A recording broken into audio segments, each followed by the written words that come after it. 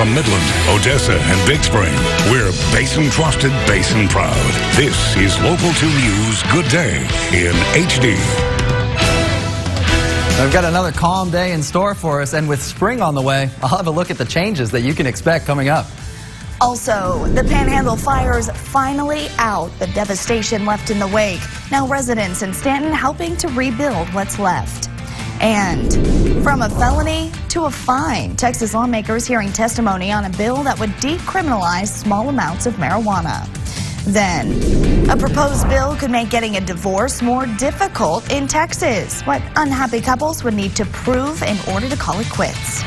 Good morning and welcome into Good Day. I'm Rebecca Jeffrey. Thanks for joining us this morning. Today is Tuesday, March 14th, 2017. We begin this morning with some good news out of the Panhandle area. Texas A&M Forest Service reporting all 3 major fires have been contained. In Texas alone, more than 450,000 acres were destroyed by these fires throughout 7 counties. And in all, fires spanning across Texas, Oklahoma, Kansas, and Colorado charred more than 1 million acres of land and claimed the lives of 7 people. Meanwhile, Governor Greg Abbott declaring a state of emergency for 6 counties in the Texas Panhandle following these wildfires. Abbott also asking to activate an emergency loan program to help farmers hit hard by the blazes. But back here in the basin, a new project in Stanton helping ranchers affected by the wildfires. Thousands of dollars worth of fencing materials now donated to those who lost so much. Local 2's Lupi Zapata tells us how you can help too. The fence is built 1 post at a time. So if we can get 1 post in the ground, that's better than what they had at that moment. A donation drive made of barbed wire and fencing posts will soon be sent to those affected by the wildfires in the Panhandle. I met with the project's organizer and Stanton resident Kelly Stovall, who has made it his mission to give back. These people, this is their life. This is their finances. It's how they take care of their family, you know. And family and community is very important to me. So. Whew. Man. He partnered with Stanton's tractor supply company store manager Travis Williams, who says the response from the community has exceeded their expectations. We've been talking back and forth as things have been coming in, and he and I are both just, surprised at the reaction to it.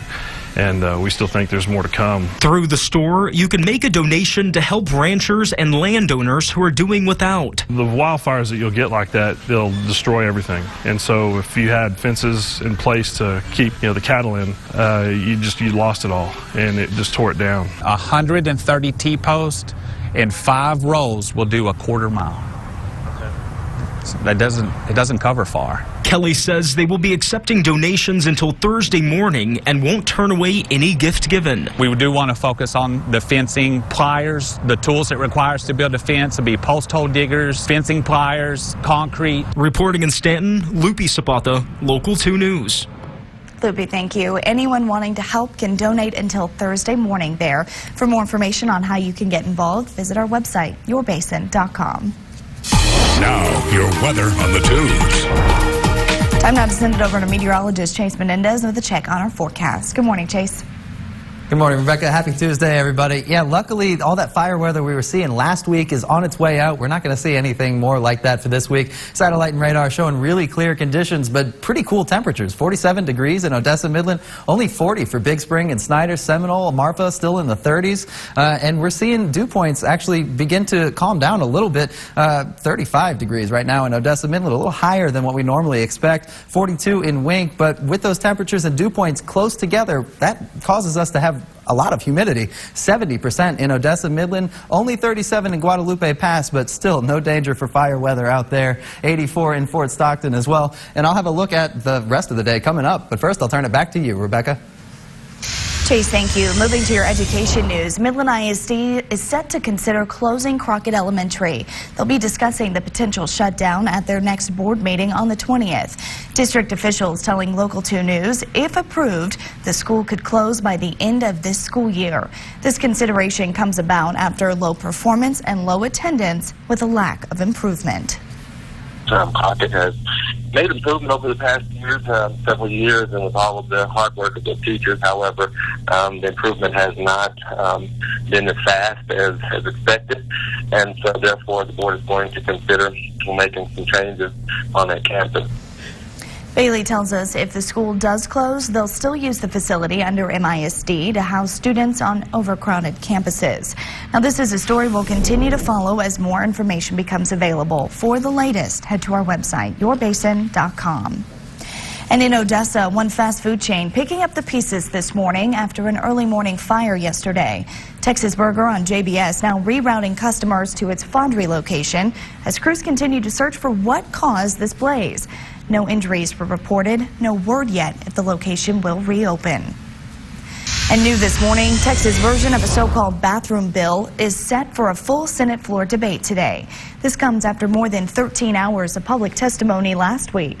State Affairs Senate Committee advancing the bill in a 7-1 vote. During the meeting, more than 250 people spoke out against the bill, while close to 30 others testified in support of Senate Bill 6. And meanwhile, state lawmakers listened to testimony Monday on House Bill 81. It's a bill that would decriminalize the use and possession of small quantities of marijuana. Ariana Wernicke shows us a mother who says the proposed bill would no longer label her son as a criminal. My son was a Marine, Lance Corporal. Karen Reeves says her son Alex was stripped of that title in 2015 and is now facing criminal charges.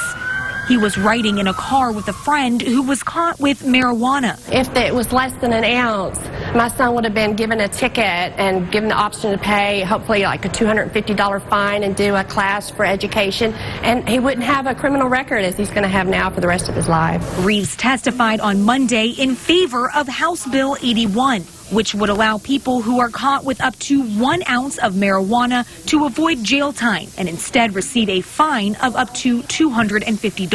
No one belongs in jail for a plant. Law enforcement groups were split on the bill during Monday's hearing. Major crimes are being neglected across the board. A retired Houston police officer told committee members that under the current law, the punishment is too severe and takes police away from major crimes. Major crimes have not been addressed because of the marijuana arrest, which puts the officers spend a great deal of time on the street, and that time on the street prevents them from spending time on some of the other major crimes. Jackson County Sheriff A.J. Louderback opposes the bill.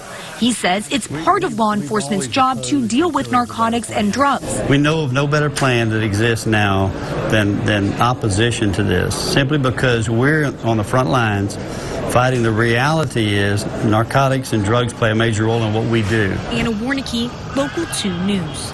Anna, thank you. And according to the Texas Department of Public Safety, there were more than 61,000 marijuana possession arrests in Texas in 2015. But this isn't the only new pro-marijuana legislation proposed this year. West Texas Senator Jose Rodriguez introduced Senate Joint Resolution Bill 18. It's asking for the people of Texas to vote on whether or not to make medical marijuana legal. SJR Bill 17 would do the same for recreational. Now, I spoke with an Odessa woman with COPD who says legalizing the drug would open the door to those looking for alternatives to pharmaceuticals. But anti-drug supporters say the research isn't there yet. Our concern is that 15 years down the line, marijuana is going to be just as detrimental as perhaps tobacco is right now, because the research hasn't caught up with it. We just don't know. If you don't want to have anything to do with it, fine, but don't deny somebody else that needs it, you know, that wants that safe alternative option to pharmaceuticals. Now, in order for the issue to make it to the November ballot, there would first need to be a hearing. Then both the House and Senate would have to pass it. And finally, Governor Greg Abbott, a staunch anti-drug supporter, would have to sign it. Meanwhile, a new bill aiming to make divorce harder for married couples. That bill now making its way through the Texas legislature. It looks to end what's called a no-fault divorce. Local 2's Jessica Vallejo reports. Right now, people are able to obtain what's called a no-fault divorce. And what that means is that people are able to get a divorce simply because, put it in layman's terms, it's not working out. In the state of Texas, one can cut the knot if their partner is proven to be irreconcilable. The Texas lawmakers trying to pass a bill to make getting a divorce harder and to put an end to the no fault. A bill making spouses provide legal evidence as the reason for divorce. Such as abuse, felony conviction, been in a mental institution for a period of time, remained apart for a period of time. The majority of responses we received on our Facebook not in support of the bill. Like Jade, who says, quote, a separation of church and state. If people want a divorce, it's their decision. And Christine saying there are marriages that both spouses decide. It's not a good idea to stay married, so this will make it longer. And others like BJ would like to see the bill passed, but getting married should also then be much harder. With the no-fault option, people don't have to drag out all of their dirty laundry in order to end their marriage. Rebels says that divorce alone is an emotional roller coaster, and if the new bill is passed, by bringing out the dirty laundry, it could make matters worse. People take divorce hard, and to assume that divorce is easy and that it should be made harder, it doesn't make much sense to me. Jessica Vallejo, Local 2 News. Midland County residents making their voice heard Monday at Commissioner's Court. The topic, the proposed transportation of nuclear waste on county railroads. Waste control specialists proposing to store thousands of shipments of atomic rods that would be transported from nuclear sites to Andrews County by way of railroad. County Judge Mike Bradford says although many in the public oppose it, there isn't much the county can do. Really weren't exactly sure what jurisdiction we have. The thing the court knows is we have no jurisdiction on railroads. We have no jurisdiction on federal programs. We're told the decision of how waste is transported to the storage site lies with Andrews County officials. It's important to note that no nuclear waste would be stored in Midland County. Staying in Midland, the price of spaying and neutering your dog or cat just got a little cheaper thanks to a new voucher program approved by commissioners Monday. The new program gives a $70 voucher to owners bringing in their pets. The Midland Humane Coalition says the program is needed now more than ever as they've seen the number of euthanized pets spike in recent months. We've been tracking the number of dogs and cats that are being euthanized down at the Midland Animal Services, and we're running about 2,500 dogs and cats a year, so that's a little over 200 a month. Commissioners also approving a $50,000 grant to the Humane Coalition. The money will be given out in $10,000 payments that would be reimbursed to veterinarians who use the program. And it was almost 30 years ago the entire country watched as baby Jessica was rescued after falling down a well in Midland.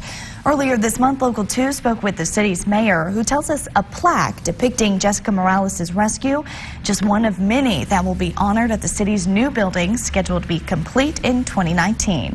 Tune in to ABC tonight at 9 p.m. to catch a People magazine special featuring baby Jessica and her harrowing tale. Now, your weather on the tubes. I know when people hear that was nearly 30 years ago, it'd be 30 years ago in October. Wow. Yeah, a lot's changed since then. Yeah. It's going to be a good special to watch. Are you? Yeah, well, me too. You know. But, hey, 30s, not something that we're seeing in our forecast. I'm good with that. Yeah. I don't think there's a 30 in there.